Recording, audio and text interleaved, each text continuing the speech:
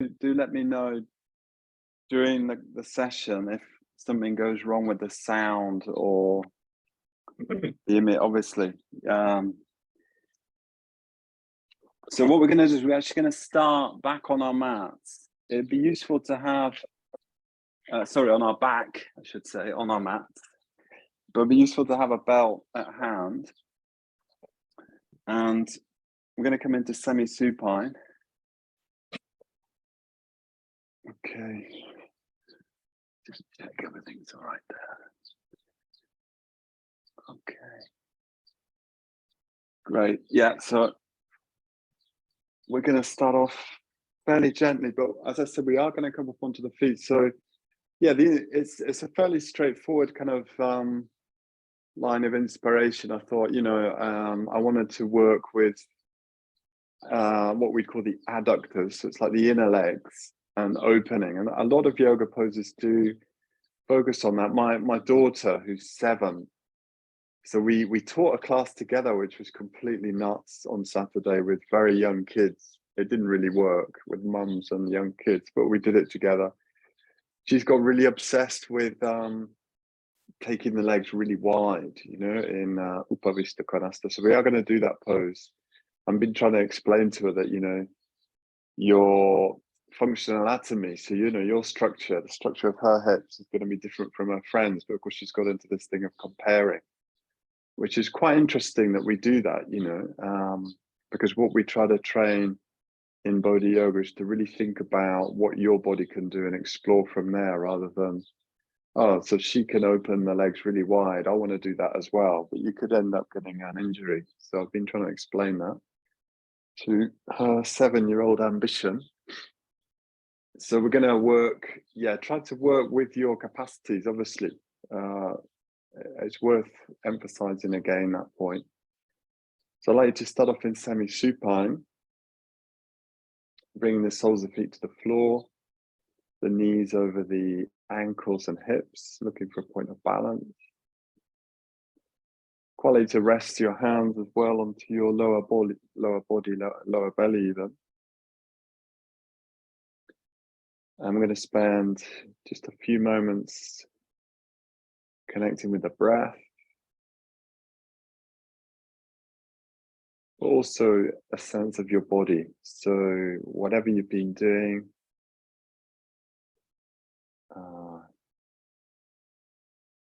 bringing awareness into the body.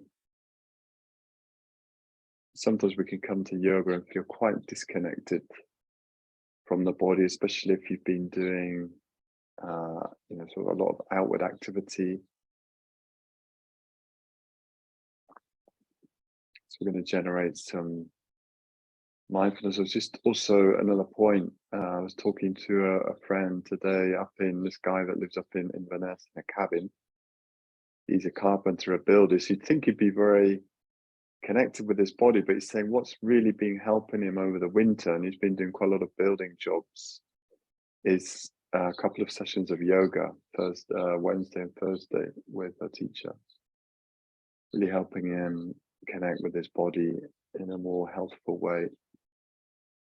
I guess with outward activity, it's very easy to get into just being oriented outwardly, driven, and forgetting about the body. So now is a time to come into the body, remember the body. Being aware of any tension or uncomfortable sensations, even pain, discomfort. And bringing this quality of kindness to that. So bringing kindness to your experience, whether it's pleasant, joyful, or unpleasant, or uncomfortable. Okay, then we're going to float the knees towards the hands onto the knees. And as we exhale, we bring the knees towards us. Very simple, Apanasana. Inhale, float the knees away. We'll do this for a few rounds, exhaling, bringing the knees in, inhaling, floating the knees away, but keeping contact between the hands and the knees. As Sarata describes this, it's almost like you're blowing the knees away from you very softly, rather than pulling them in. It's almost though the legs are moving from the breath. There's a gentle mobilization of the lower spine, pelvis, releasing your neck.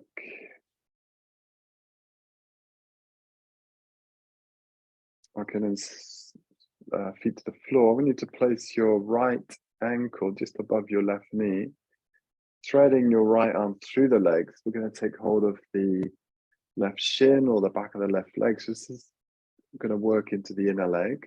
We'll know this pose like a half lotus lying on your back, sometimes called thread the needle.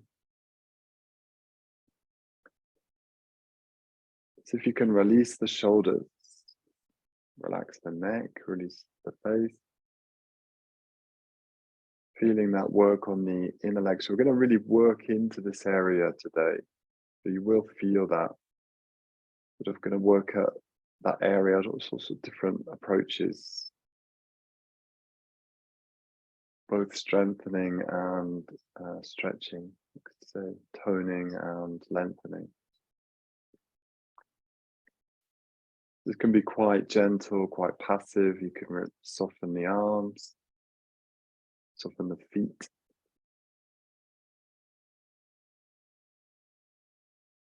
You can release, change sides. The left ankle above your right knee. Resting the head on the floor. If you find your head is popping up, and you will find that with beginners, then you can invite them to place a foam brick under their head. Okay, so if that's appropriate. Obviously, if you're teaching a live class, you know, where you're in the room, you can go around and put the brick there. That's just an obvious way of supporting your student, providing equipment when they need it. Again, releasing the shoulders. So either holding the front right shin towards the top of the shin or the back of the right leg. So you will find some people are really tight in the shoulders, tight in the hips, so they bunch up. So in that case, do support the back of the head. Okay, and releasing down. Okay, I'd like you to lengthen your right leg along the floor and bend your left leg towards you, just gently weighting it towards you. And then releasing the right hand to the right hip. All we're going to do is take the left leg out to the side, very simple. And then we'll circle round, take it out again. It's very simple movement. Let it float out to the side, float round. Exhaling, you can release the left leg out to the side. Try and keep the pelvis level. Float back round on an inhale if you like. Exhale, floating out. And then we'll stay there, gently weighting the inner left leg.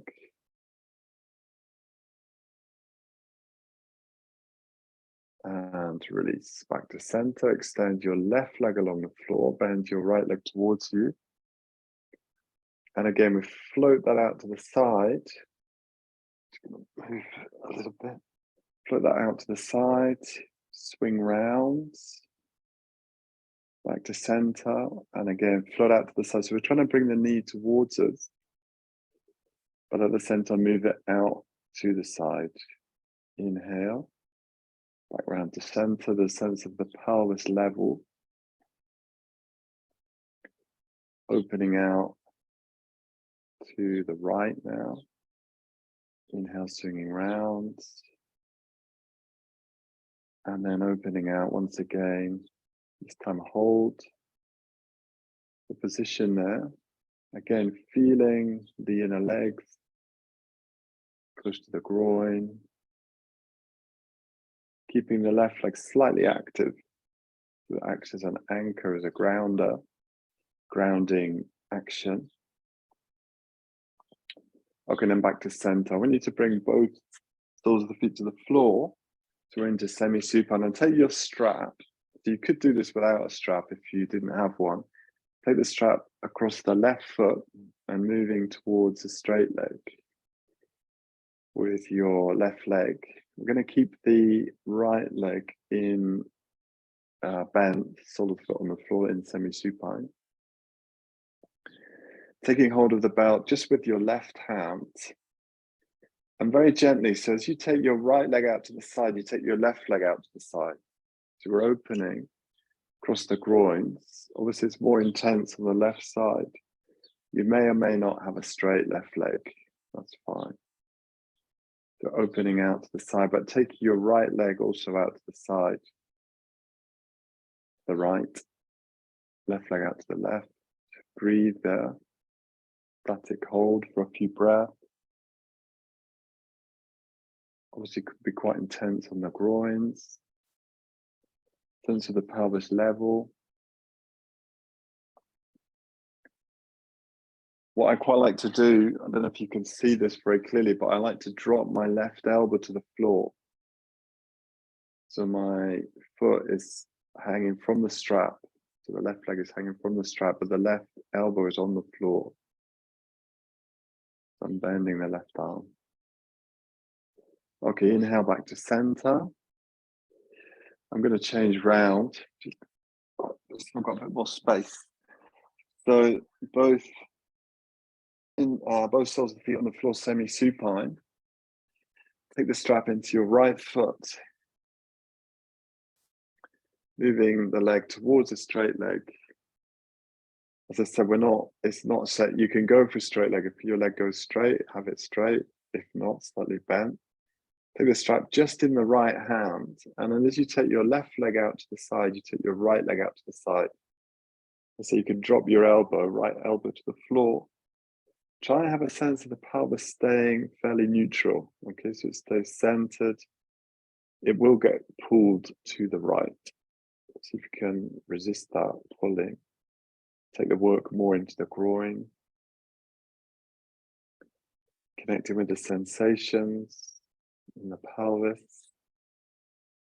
Across the adductors.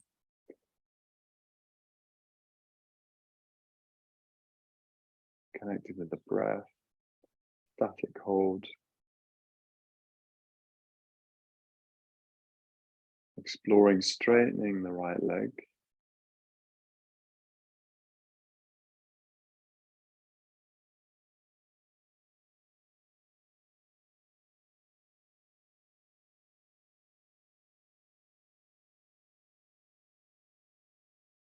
And once again, on an inhale, sweep up the leg to the center.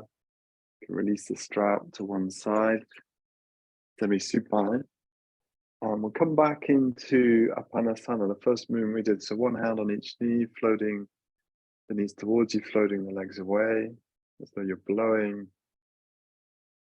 the knees away from you, drawing them back on the inhale, or on the exhale, blowing them away on the inhale.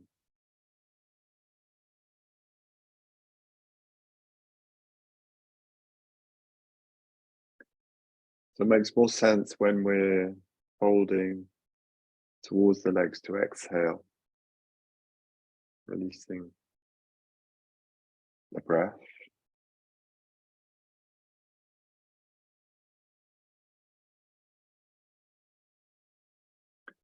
Okay, from there, releasing the feet to the floor. So we're going to come now around and up onto our feet.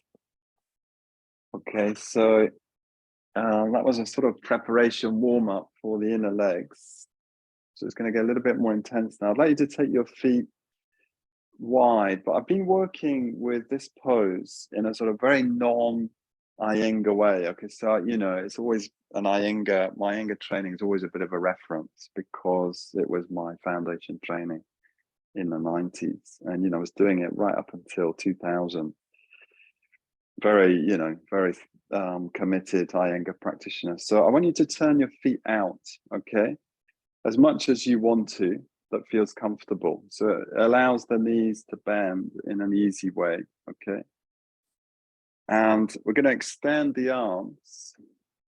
I'm just going to move away from the wall there. Okay, so the legs straight and the arms straight. Okay, so that's the first position. Then as we exhale, I want us to drop the hands to the knees. Sorry, to the hips and bend the knee. So you're opening out on the inhale. We sweep back up. Okay, so it's quite simple. Exhale, dropping down into sort of squat position. You could say inhale, opening out. Exhale. Inhale, and you can explore how deep you go and how wide the feet are. More comfortable is going to be a shorter base, not so wide. Inhaling, straightening arms, straightening legs. Exhaling, bending arms, bending legs. So you could play with the distance between the feet.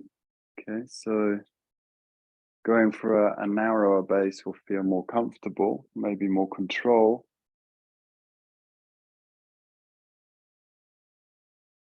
We're working with the breath, but you can also explore going a little bit wider.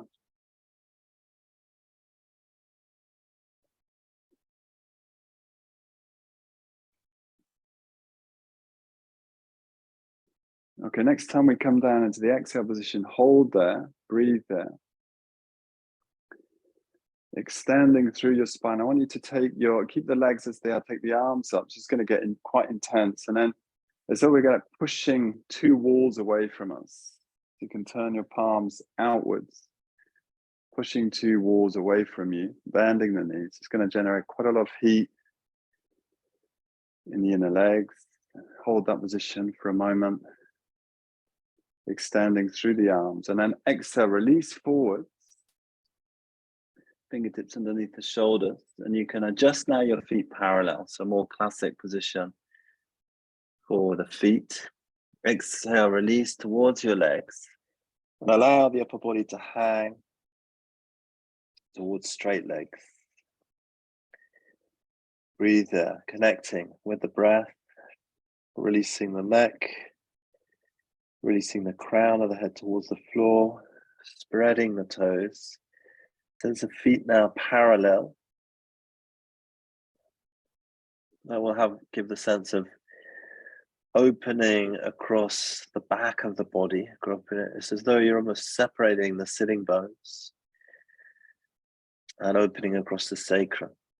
On an inhale, we're going to bring the fingertips back underneath the shoulders. Turn your feet out again. Maybe come on a narrow base and float up on an inhale. Straight legs, straight arms. Okay, so we'll just go through that sequence again. Okay, so exhale, bending the knees, dropping the hands. Inhale, extending legs, extending arms. Try and make it quite smooth, almost quite light, quite, you could say, playful. And you can explore different distances between your feet. So I'm deliberately turning the feet out to facilitate, in a sense, the opening across the pelvis. So it changes the arrangement of the head of the femur in the hip joint. Let's try going for a little bit of a wider stance. Exhale, floating the arms down. Inhale, straightening legs, straightening arms. Okay, next time we come down, we're going to hold the position. Being aware of the pelvic tilt. So you don't want it to tilt too forwards, neither too back, looking to find a balance in the pelvis. And then I want you to, again, to float the arms out as though you're pressing two walls away. Okay, what separating the two walls? The arms can be almost straight. In fact, it can be quite interesting to just soften the elbows a little bit and then see if you can feel the walls, those imaginary walls, and you're resisting. Or in a sense, those walls will help prop you up. Okay, sense of projecting energy out through your hands And then from there, we release forwards, straightening the legs, bringing the feet now parallel to open across the sitting bones and release into the legs. Hands underneath the shoulders.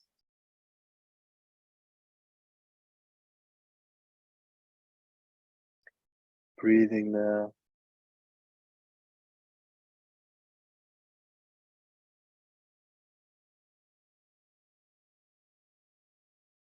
Engaging your legs. Broadening across the feet. So big toe to little toe, grounding the heel. On an inhale, walking the hands forwards underneath your shoulders. Bring your feet in, turning the feet out. Float up, inhale. Straight legs, straight arms. And let's just take a rest. Okay, so hands rest to the hips. Soften the knees. Breathing now. So we're going to come into a more sort of yogic, classical yogic, almost Iyengar style. So I want you to take your feet parallel now to each other and find as straight legs as possible. Breathing now, keeping the hands on the hips. So we're going to come forward with the hands on the hips. So we're going to do some variations here of Prasarita Padottanasana. So this is sometimes called Nilamba Prasarita Padottanasana. So it's like without the hands as support. So as we exhale, we tip forwards over the head of the femur and release forwards. So if this is too strong for you, you can always release the hands to the floor. If you're teaching more beginner practitioners, where you'd invite them to release the hands to the floor if it's too intense on the legs. So this pose was the pose that gave me my first yoga injury when I was 20. Forcing Prasarita Padottanasana, not a good idea. Engaging the legs as much as possible, releasing the neck. Bending the knees, and on an inhale, float up, floating the arms out. Turn your feet out for a moment. Sense of resting in the groins there, and exhale, rest hands to the hips. Another variation here. So I'm going to turn around to make it easier to demonstrate. Again, bring your feet parallel to each other. Extend your arms out to the sides, and then we're going to interlace the hands behind us, okay? It's sometimes called bound hand Prasarita Padottanasana. So we're extending the arms down, pulling the elbows in. So this will open the chest a little bit. Again, engaging the legs, and on an exhale, we're going to tip forwards over the head of the femur, releasing forwards, adjusting your foot base as is necessary. Just see where you come to, keeping the arms extended. Feet more or less parallel, projecting through the backs of the hands, elbows squeezing in towards each other. Releasing the neck, breathing. Feeling the work in the legs. This is quite strong leg work. And on an inhale, bend the knees. Release the hands away from each other, extend out. You can even turn your feet out a little bit if that's helpful, that position. Exhale, drop the hands to the hips. Okay, one last version here. So again, feet coming parallel. Inhale, extend your arms. Exhale, tipping over the head of the femur. We're going to take the first two fingers and thumb to each big toe, okay, if they reach. Okay, if they don't reach, that's fine. So you can get hold of the big toe. I quite like to rest the thumbs on the floor, but I'm hooking the big toe with the index and middle finger. And then I'm not pulling forward, so I release myself forwards. Allow the elbows to wing out and engage the legs towards straight legs. Breathing here.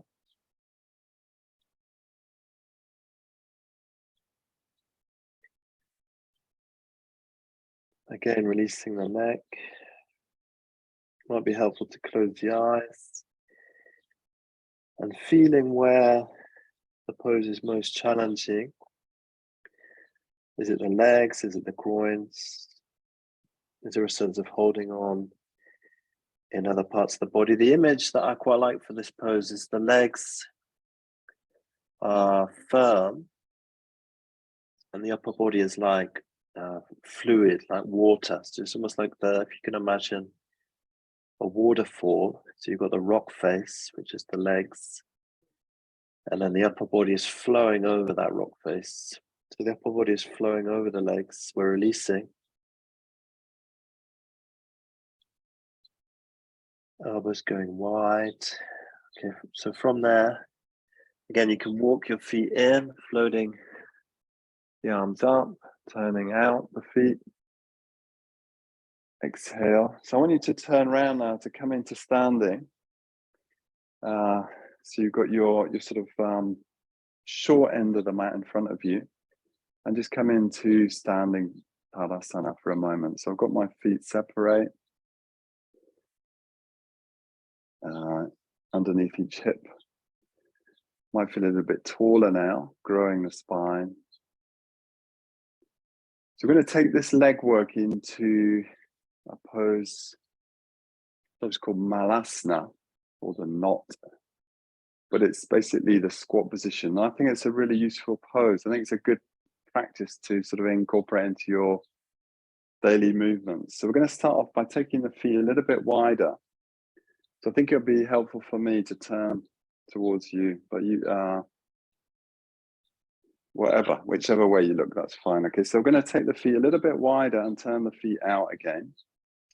Actually, let's go through this as imagine we were beginners. So it would be helpful to have a couple of bricks. So this is how I would teach it to beginners. So I've got a brick under each heel, and that will give a sense of stability. I'm turning the feet out, and I'm very slowly lowering myself down and allowing the hands or the arms to hang over the knees. Yeah, I mean, this is not difficult for me, but I know for some people this is really, really difficult. So in some cases, you might have to have higher support underneath your heels. Okay, so on an inhale, we come back up. So you might have two bricks. We'll bring the feet a little bit closer together. Okay. That will change the feel of the pose. You can take your knees a bit wider, come back down again. And a sense of letting your weight sink towards the sitting bones. Okay. Breathing there, inhaling, coming up. We can take if the bricks are useful, leave them there. Otherwise, just take them out of the way. Okay. And bring the feet together. Let's try this. So the feet together now. And once again, coming down. Allow the knees to go away from each other. So one way of working with this is you bring your arms to your inner knees and bring yourself into Namaste, and you're gently separating the knees. That might help, or I'm just feeling it would be useful to take the feet a little bit wider. So you could try taking the feet a little bit wider and then elbowing out very gently the inner legs. So as I said, this is going to really vary if you're teaching this with your students. It comes back to this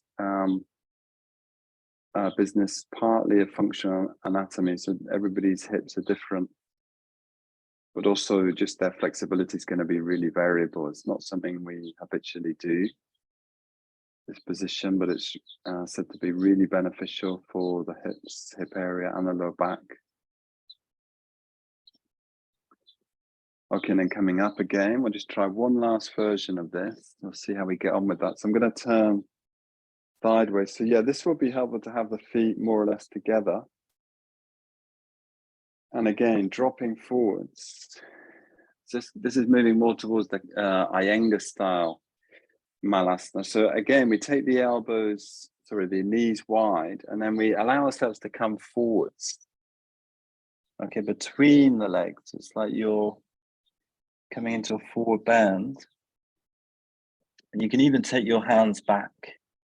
So in the full expression of the pose, you'd be able to grasp your fingertips behind your pelvis, but it might be like I've done that once or twice, but it really depends on proportion, flexibility, and so on.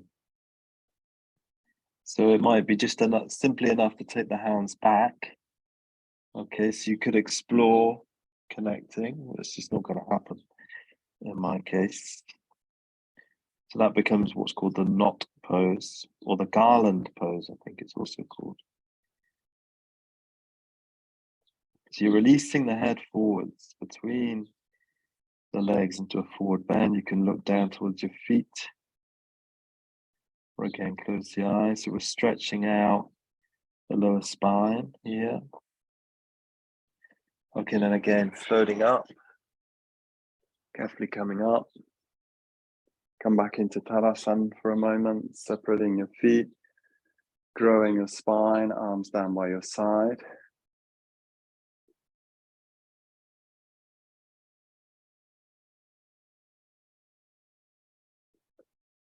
Okay, so we're going to come back down to the floor now. So we've done this before. It's a really nice hip opener, very restful. But it helps to have some props. So you need a wall. Okay, so we bring 2 foam bricks right into the wall.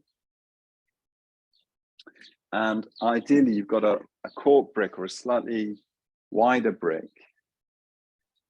And so we come right back to the walls. You bring your sacrum right into the wall, and then the 3rd brick goes between the feet. So you would have done this with me at some point. The idea is to really bring the sitting bones and the sacrum as far back to the wall as possible. And so you can actually rest into the wall. And then your arms, so it's a sort of continuation of Malasana in a sense. We rest the forearms lightly on the inner legs, on the inner knees, bringing the back of the head to the wall. So it could be really intense on the body, this pose, but we're looking to rest into the pose, not do too much. Once we've set it up, you're just relying on the alignment and gravity to gently open out the body. But it is helpful to feel the lower, very last part of the spine, sacrum, against the wall. And probably you're going to feel your shoulders against the wall and the back of the head. So like the midsection will be, because of the lordosis of the spine, will be away from the wall. So you're not trying to flatten your back to the wall.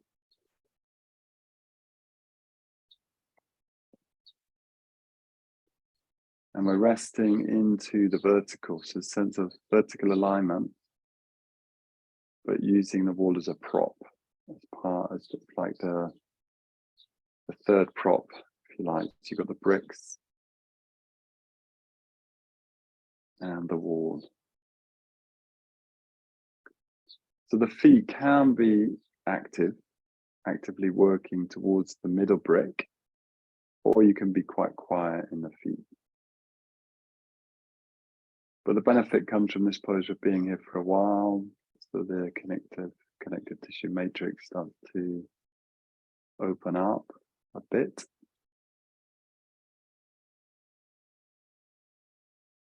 Connecting with the breath.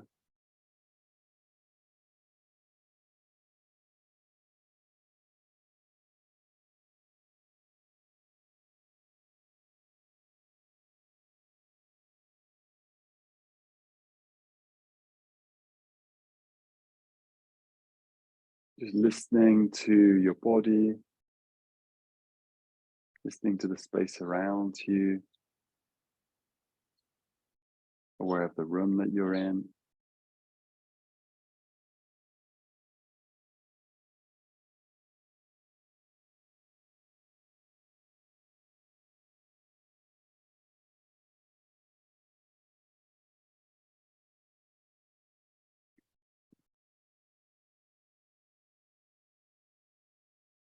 And seeing if we can release across the groins, inner legs.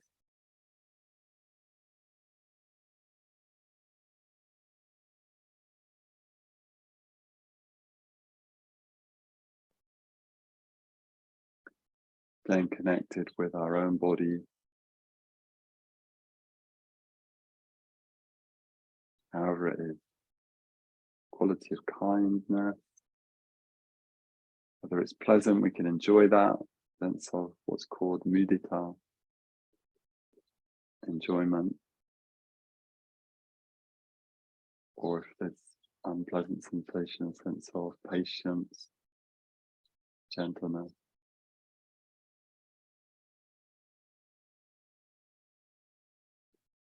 From here, you could stay in there longer, of course. Feel free to practice at your own time. We're going to bring the hands around the outer knees, gently bring the legs in, and you can discard the cork brick. And we're going to come on to so I've got a foam brick now. I'm going to put the pointy bit coming forwards, and I'm going to sit towards, well, I'm in sort of in the center of the brick, but the underside of the legs are free. So this is the pose that my daughter is obsessing with at the moment, driving her feet apart from each other. So just come to where you can get to, okay?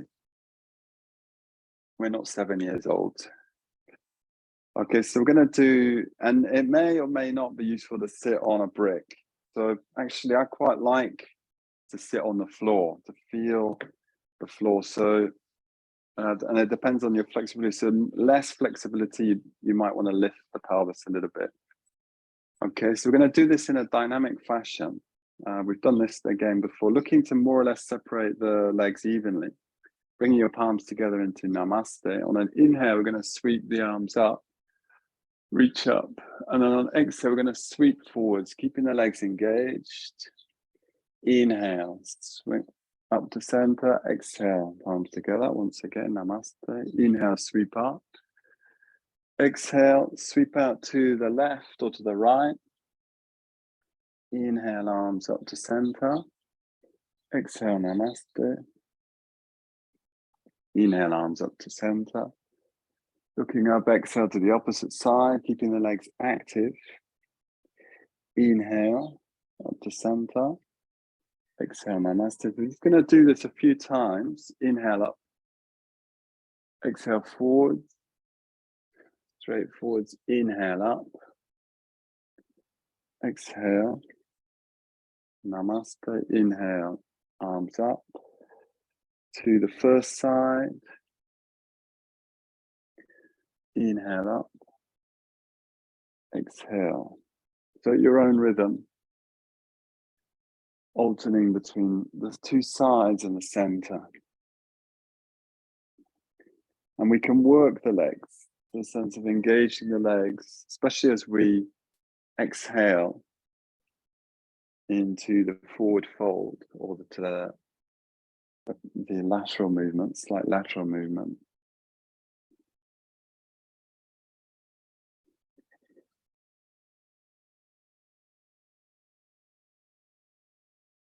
Should do one more round down the center, to the left, to the right. And then coming back to center for a moment. Namaste. Checking in on yourself there. Inhale, reaching up. So we're going to come forwards and down and hold the pose for a little bit longer. Okay, so seeing wherever you come to, engaging your legs, releasing forwards. Sometimes it's said if your head is near the floor, it can be helpful to rest the head because it will help us to relax the upper body more. Yeah, because if we're holding the head in space, you're engaging the neck, you're engaging the shoulders. So if you want to take your attention more into releasing the upper body and engaging the legs, you could support the head if the floor is near. Okay, so obviously when you're teaching beginners, you're going to have people almost in the vertical position. It's not an easy pose, this. For most people, there's a lot of restriction in the back of the legs and restriction in the pelvis itself, as well as tightness through the whole back of the body. So this is lengthening out the back of the body, lengthening out the back of the legs. Engaging the legs, projecting towards the heels and to the balls of the feet. I like to orientate my feet to the vertical so I get a sense of an even stretch in the backs of the legs. So yeah, one of the tricks I've spotted my daughter doing to get more opening is play with the angle of her feet. Obviously that will change the position of the head of the femur in the hip joint. Just trying to squeeze out a little bit more opening, but we're not doing that. We're working more evenly the backs of the legs. So I'd suggest bringing the feet to the vertical. Okay, and on the inhale, float up your arms once again. So it can be a little bit strong on the back, these movements. Exhale, namaste. And then choose a side to go to. So inhale, arms up. Exhale, we're going to release out to one side. And again, we're going to hold for a while. Okay, so if you're coming forwards sufficiently to rest the head, then do rest the head if you want to work like that. If you don't want to work like that, that's fine as well.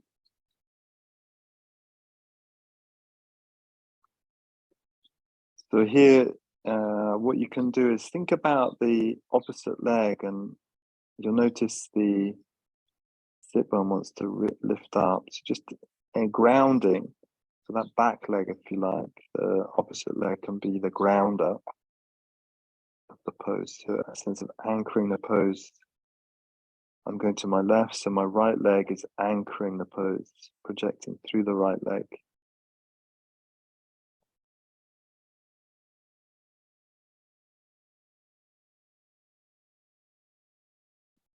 Softening around the shoulders and being careful with your neck. Yeah, so if your head is floating, so without the support, think about lining up the head with the shoulders, sense of lengthening the neck. So we're growing the spine forwards and down. There's still a sense of lengthening through the upper body. And feeling the stretch in the back of the leg. Okay, so on an inhale, we'll float back up to center. Exhale, namaste. Inhale back up to center. We'll go to the opposite side. So you're floating out there, slight turn, extending through both legs.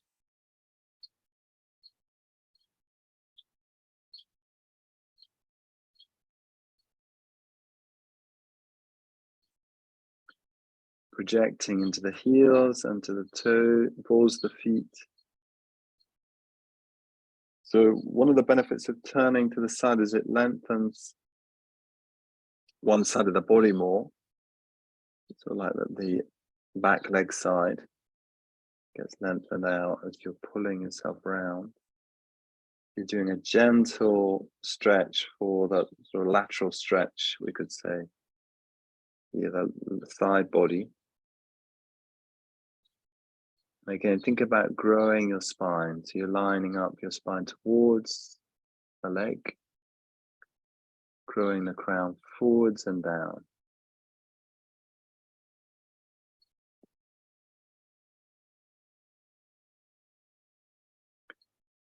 Connecting with the breath. And once again, on an inhale, engaging the legs, floating the arms up. It's like toning action there. Exhale, drop your hands around the outside of the knees and we'll draw the knees in. So we've been there quite a while. I'd like us to come round into all fours for a moment and do a dog pose. Okay, so it's a dog pose more than anything to have a sense of stretching out the upper body and the legs. So remembering here we line the ears with the upper arms, so you're not letting the head hang, just sense of lengthening also through the neck. Okay, and releasing down. And come back into sitting. So I wanted to try this. In some ways, this is quite an advanced position. So I'm going to come away from the wall. So I've got my feet in front of me and I'm going to take hold of the big toes. So you can also take hold of the outer feet. So with that, you get hold of the big toes with the middle finger and index finger, the same as we did when we were standing, and the thumb goes round, okay? And then you float your feet up. So you're looking for a balance point.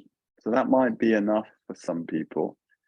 But then what you can do is explore extending your legs out and up and wide, okay? So you may come into straight legs, depending on your elasticity in the legs, but you're looking to stay poised. The sense of bringing the weight forwards, it's almost like, it's probably, yeah, it's more helpful to think about moving forwards than backwards. Yeah, especially if you've got a wall behind you. So yeah, looking to bring the weight forwards because that'll help you to lengthen through the front of the body. Okay, not collapse into the lumbar spine. Okay, let's come down. That looks pretty good. So we'll just have a pause there. Try a different hand position. Take hold of the outer feet. So I'm gathering, it's like, yeah, kind of like a trussed chicken position, isn't it? You're like gathering your feet up towards you with your hands and float off the floor. So that might be where you take your beginners. So at least they can have a sense of finding a balance point. Try not to drop onto the coccyx too strongly or the sacrum. And then we walk, as it were, move the legs out. I've got a different hand position now. So taking the outer feet. I've got a sense of moving my weight forwards towards the sitting bones, even though I'm resting on the back edge of the sitting bones. I'm trying to bring a sense of tipping forwards without falling forward. Breathing now. Take the gaze slightly up off the horizon. Growing the front of the body. It's quite a satisfying pose. Very simple, but it feels quite satisfying. The opening across just the upper back, as well as the groins. Okay, now releasing down, 1 foot at a time. Okay, and then we'll come back into all fours, back into dog pose.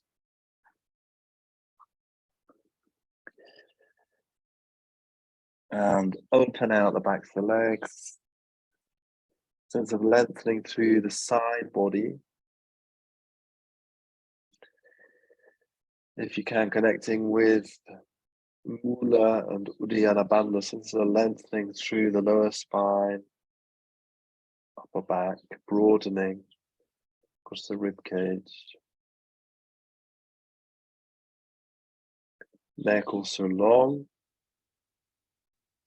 So head in line with the upper arms. And then just take a rest. Yeah, come into child's pose. Bringing your forehead down. Rest the arms.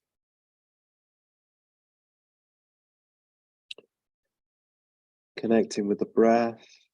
Releasing the shoulders. Letting go there. Checking in on how you feel. So it's worth from time to time just checking in on like the emotional tone, the mood. One would hope that yoga helps to lift the mood, okay? That's been my general experience. As long as you're not like forcing or driving aggressively the practice. It should be moving in the direction of expansion and well-being. Okay, let's come back up to all fours. Dog pose once again. So we're going to have a go. This is going to be a bit more challenging, a balancing pose. So to prepare, we're going to do some high planks. Okay, so on an inhale, we swing forward. You keep the arms straight, you take the gaze forwards, and some shoulders, hips, and ankles lining up. And then exhale, swing back. Again, this is something I do quite a bit of in my sessions. So inhale, lengthening through the front of the body. Exhale, we'll do 5. We'll play with the distance between the feet.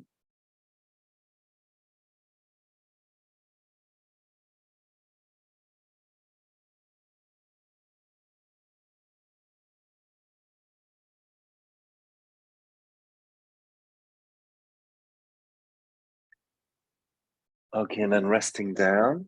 Just, sit onto your feet for a moment. So I'm going to demonstrate. So it'd be helpful to look what I'm going to do. So we're going to have a go at, I think this is called Bekasana. It's called like, what's that? It's one of the birds, stork, sort of the river birds, you know, they've got very long legs and they sort of perch over the river. So it's a balancing pose. It's not as difficult as it looks. Okay, so you start off in all fours, come to dog pose, and you walk your feet in, and then you squat down a little bit and bring your inner legs into your upper arms, and then you drop your weight into your hands, and try and lift one foot at a time off the floor, and just pose there for a moment. Shall I just go through that again? So I'm in all fours. There's a sense of gathering yourself to a center point, actually. Yeah, so the feet, you come up into dog pose, so the feet come forward, but then the hands come back, and I'm turning my feet out a little bit, bending the knees. And I'm trying to bring the inner knee high up into the upper arm, and then I'm looking to balance over the hands. One foot at a time. Might just be for a few seconds. I'll just let you try that. Let's just see what's happening. I'm gonna have a look. Okay. So yeah, walking your feet forwards first, then walking the hands back, bending the knee, and you're trying to bring exactly the inner knees above the elbow, high up, and then you let yourself float forwards into the hand, 1 foot at a time. See what happens.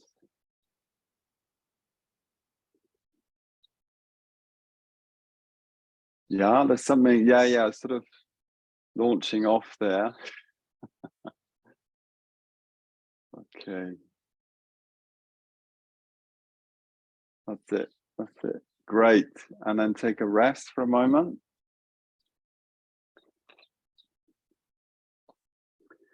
Take a rest and then have one more go. Okay, one more go. So hands and knees. Dog pose, walking the feet in, taking the feet wider. So it's like coming into squat position. Elbows tucking in, inner legs. The inner knees resting on the upper arms. And you can play, you have to play a little bit. There's a little bit of wriggling has to go on to find the right arrangement. Okay, and then releasing down. Okay, so we're going to do a more passive pose now. So this is where, I asked for so much equipment today. If you've got a bolster, it would be really useful, okay? And you're going to want to have your mat to protect your knees. So again, we've done this, you've done this with me before, sometimes called frog pose. So I'm actually going to dive towards the camera. So we take the knee, you sit back on your feet, take your knees wide. And So you could come forwards here into like a forward child's pose. But what we're going to do is we're going to come up into all fours. And then the idea is to lower the pelvis, to let the knees go wide, but also lower the chest onto your support. So hopefully you can see that. Actually, I'm going to show it in a different angle. Once you've got your arrangement there with gravity, you just rest into gravity. So knees go wide, I come up into all fours, and I drop down onto the support. The feet can float off the floor, they can be on the floor. And it's intense, but it is there's a sense of resting rather than having to work in the pose. You're letting your weight sink through the inner groins, connecting with the breath.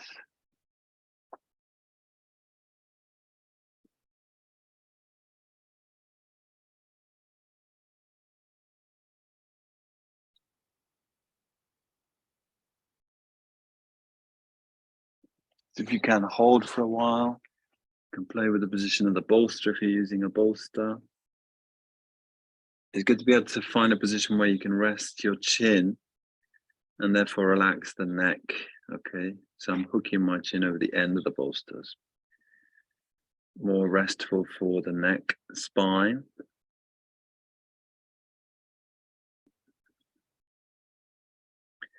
So this is building flexibility and strength into the inner legs, overall the sequence, but this is particularly working opening, stretching, working the inner legs, lengthening out the inner legs. And what I find in my own body is this helps to release around the lower back and sacrum, which is an area that seems to accumulate tension and blockage.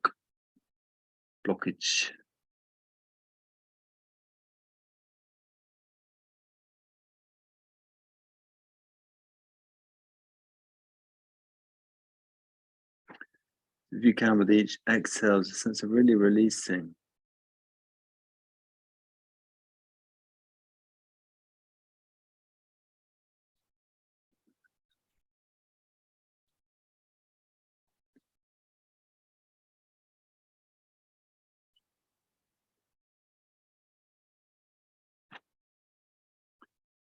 Okay, so from there, again, it's something you could spend longer in. I'm going to get you moving along. So bring your hands underneath you, pushing up back to all fours again, and swing your knees back to center. And then from here, we're going to come into semi-supine, but with some bricks, or you could use the same bolster at hand. Okay, so minimum 3 bricks. Okay, so I'm just going to gather up. Actually, I'm going to do a combination of 2 bricks in my bolster.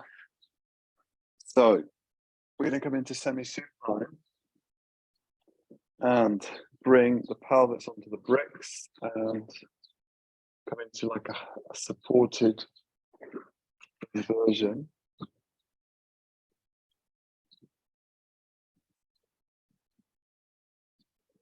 So I'm going to use the bolster as well. So you want to bring the bolster towards the top end of the sacrum, not into the smaller back. And then I'm taking my legs up to the vertical and lengthening out the arm. So you might want to spend a little bit of time setting that up. So you want to open the chest a little bit, okay, with a bit of extension through the spine, and then moving towards straight legs in the vertical. I'm turning my arms outwards to help that external rotation of the upper arms to open the chest.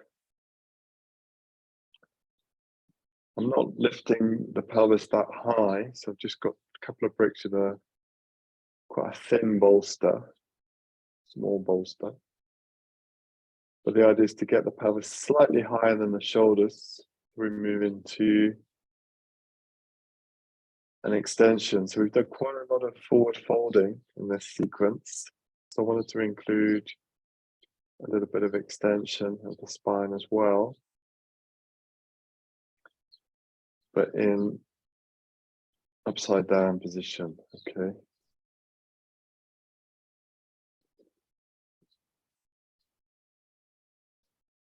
So again, if you want to try and bring, if you're on bricks, there's the whole of the pelvis, back of the pelvis supported. If you're on a bolster, it's more the top section of the sacrum supported. Almost like the iliac crest, you could say, the pelvic rim.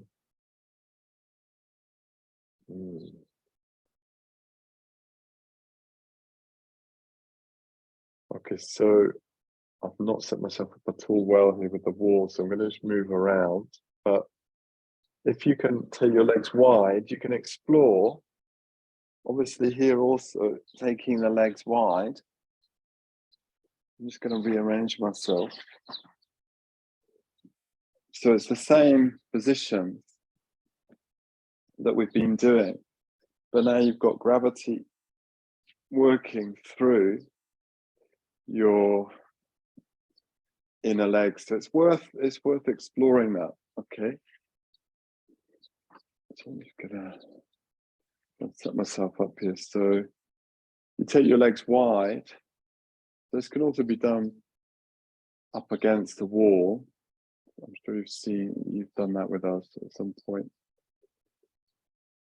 You can also bring the soles of the feet towards each other. Okay. And then back up to the vertical. And then just move through that sequence. So the legs go wide. Projecting out through the legs. You've got gravity working now to your advantage through the inner legs. And soles of the feet together. And then back up to the vertical. If you want to try holding legs wide for a bit longer, feel free to do that. You're looking to get a sense of an even effect of gravity through the inner legs. You can adjust that by how much you tip the pelvis away from you, anteversion, or towards you, retroversion. Looking to get an even work across the groin. You will find you've got one leg opens more than the other. It's pretty normal.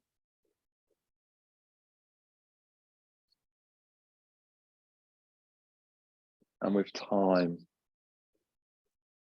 those things, the body changes. I've got my mother having a second hip replacement next week, hopefully. So her hips have basically, in different ways, both disintegrated, over the last 10 years. She's 80, going to be 81 this summer. So hopefully that, which is like a major operation, will help free up her movement quite a bit. Okay, so come bring the legs to the vertical if you haven't done so already. And we're going to bring the soles of the feet to the floor one at a time. I'd like us to stay in the back bend, so you can even enhance that back bend. So bridge pose, so lift the chest. If you can, get your arms closer into the center line, and do that. Just going to rearrange myself for the benefit of the camera. So it's not good to turn the head out when you're in that position. Okay.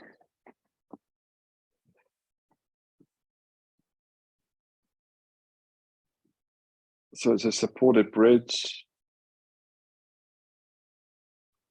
Opening the chest for a few moments. Soles of feet on the floor.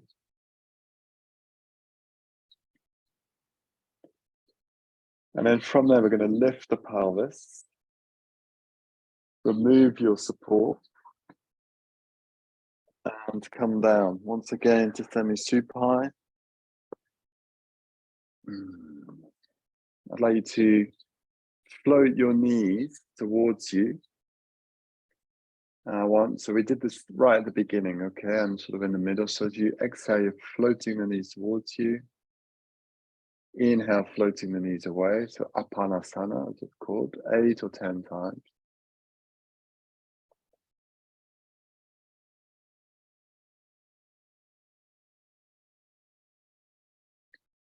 Again, a sense of releasing pelvis, lumbar. So we're blowing the knees towards us, away from us. Very light movement.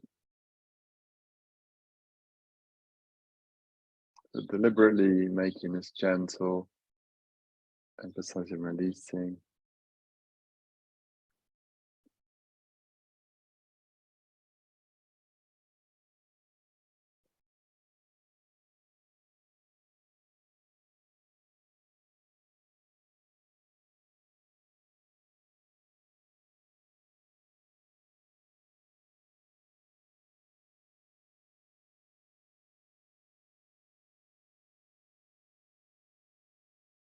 When you've done 8 or 10 rounds, resting the soles of feet to the floor again.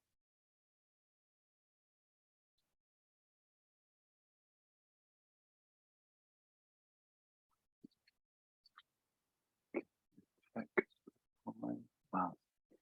Okay, so it would be, I did have it in mind, so I'm going to give this as an option, as the resting pose, rather than doing Shavasana. But you might feel like you've done enough. Like I was just feeling like, oh, I've done enough on my inner legs. But if you want to, you could come into a supported Baddha Konasana. In fact, if you really wanted to, you could go the whole way, get your strap around you, and you make the big loop. Okay, so I'm gonna give it a go. Yeah, why not?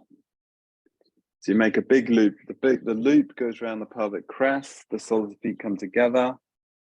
The little tail of the loop comes towards me, and then I lie back with the support behind me. So I'm not on, my upper body is higher than the pelvis, and my head is higher than the upper body. So yeah, I might feel a bit much, but why not? If you feel up for it. Okay, so this is a really good hip opener in the way that we've been working, more of a passive hip opener. This used to be one of my favorite poses when I was doing my Iyengar training. So that area has been really tight over the years, particularly the early days of training in yoga. So I'm also resting my arms above the head. So I'm folding the forearms and resting them on the support as well. So I'm going to come into this pose for like 4 or 5 minutes. I will encourage you then to do Shavasana without any support, without any activities. This is slightly, well, it'll depend on your body. It'll be more or less intense opening for your pelvis.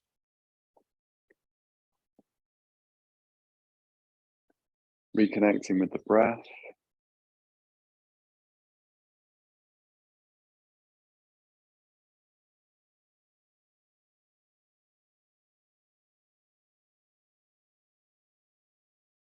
Again, listening to the body, listening to the space around you. Enjoying that.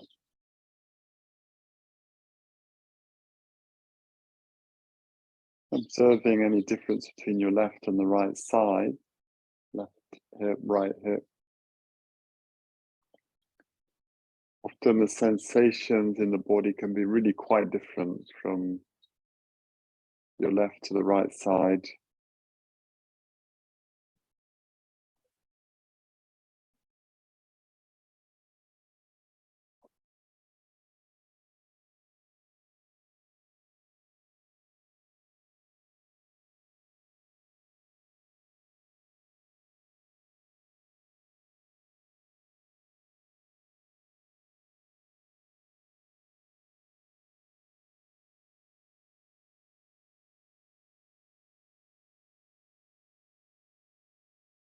And sort of connecting once again with gravity. So though with the use of the belt, there is a bit of pressure there, but it's like a pressure that's fed by gravity to a certain extent.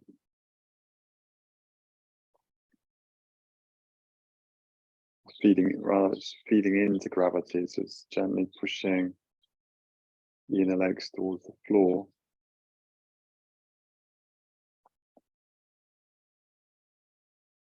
And connecting with your mood, as I say, looking for a quality of expansiveness. If it's not there, that's fine.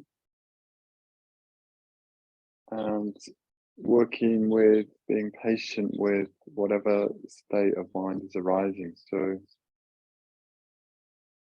it's worth bearing in mind that, yeah, yoga practice will affect your mood in that direction, but also the rest of your life and whatever's going on will affect your mood, and that might dominate. And then there's other internal processes which will affect your mood. So I'd be really reluctant to say that like doing yoga guarantees feeling happy and content. That would just be an outrageous claim. But kindness, you can always bring kindness towards your state of mind, enjoying a sense of expansiveness if it's there, and being gentle if you're feeling more contracted or upset.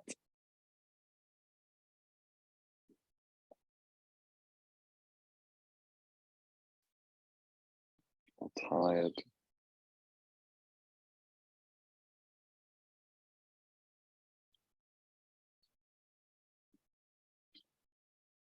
Okay, so I'm gonna release my arms now down by the sides. And then, so coming out, if you've got the strap, you want to come out quite carefully. So I quite like to lift the feet towards me for a moment and then unhook the strap. And then I'm going to rearrange the supports. So I'm going to roll to one side. So I don't need to sit up to do this. I'm going to put the bolster underneath the knee. And the brick underneath the head. So we're going to come into a more neutral resting pose. I don't think like bound Supta Konasana is completely neutral. It's usually can be quite intense. It's on the groin. So I do suggest you come into Shavasana now for at least a couple of minutes. Okay, so resting down, checking your overall alignment. You can play with that a little bit. So it might be helpful to lengthen the waist area, broaden the upper back, lengthen the neck. Resting into Savasana. Again, continuing the process of listening into your body, to your heart, mind, space around you, and being still, which can be quite challenging.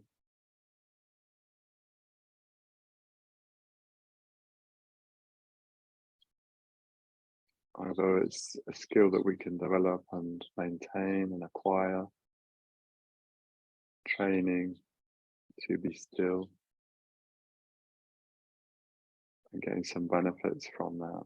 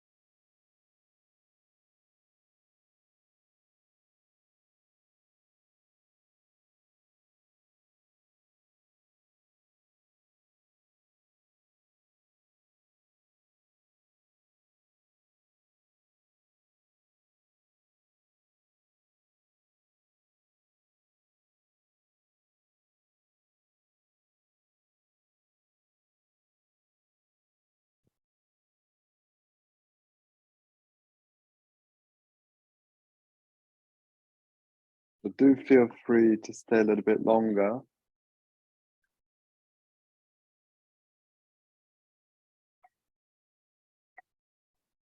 And also feel free to move on. And thank you very much. Hope you enjoyed that, and should be started to next week. Okay, so take care. Have a good week.